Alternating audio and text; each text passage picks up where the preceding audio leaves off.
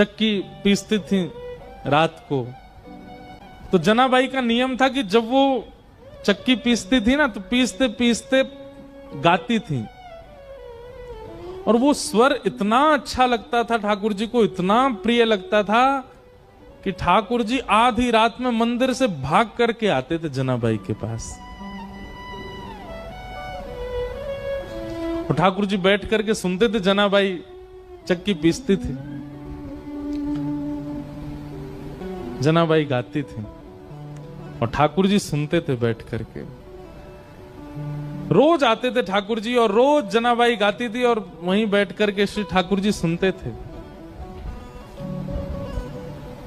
एक दिन ठाकुर जी गए और जनाबाई ऐसे चक्की पीस रही थी, तो ठाकुर जी बोले, ए जना, ये चक्की मत पीस।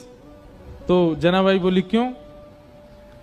ये घर घर घर आवाज करती है, तो तेरा स्वर जो है वो अच्छे से मुझे सुनाई नहीं देता, इसको नहीं पीसेगी शांति रहेगी, तेरा स्वर स्वच्छंद सुनाई देगा मुझको।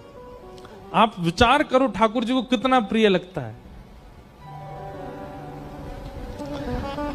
तो जनाबाई बोलती, चक्की नहीं पीसूंगी तो आटा कहां से होगा, आटा नहीं होगा तो रोटी कैसे बनेगी, रोटी नहीं बनेगी तो फिर सब खाएंगे क्या, और सब कुछ नहीं खाएंगे तो फिर मुझे डांटनी पड़ेगी, है आटा नहीं है।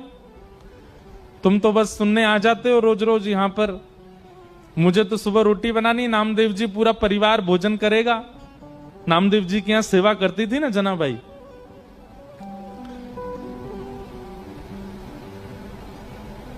चक्की नहीं रोकती, पीसती रहती, गाती रहती। ठाकुर जी बोले, नहीं नहीं चक्की रोको, मुझे तुम्हारा स्वर सुनना है।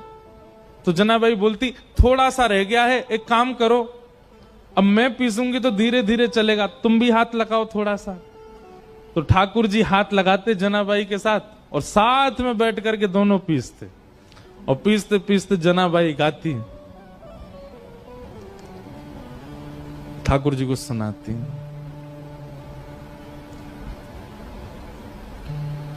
अब जब ठाकुर जी हाथ लगाते जनाबाई के साथ चक्की पिसवाते, तो ठाकुर जी इतने सारे गहने पहन के रहते हैं, वो गहने सब आगे पीछे जब ठाकुर जी हिलते तो गहनों की आवाज आती।